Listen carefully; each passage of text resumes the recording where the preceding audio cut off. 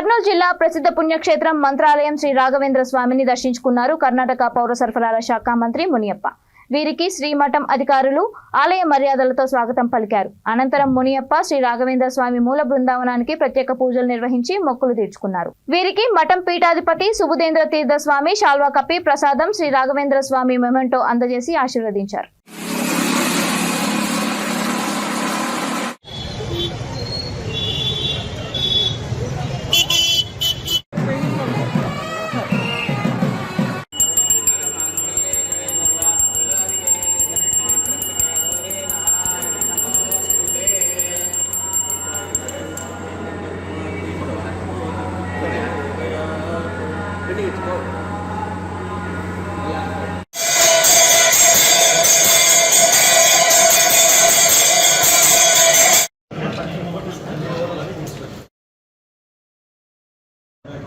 ಮುಖ್ಯಮಂತ್ರಿಗಳನ್ನು ನಾವು ವಿಚಾರಿಸಿದೆ ಅಂತ ಹೇಳಬೇಕು. ನಮ್ಮ ಡಿ ಕೆ ಶಿವಕುಮಾರ್ ಅವರು ಕೂಡ ಬಂದಿದ್ದರು, ರಾಹುಲ್ ಗಾಂಧಿ ಅವರು ಬಂದಾಗೆಲ್ಲ ಬಂದಿದ್ದರು.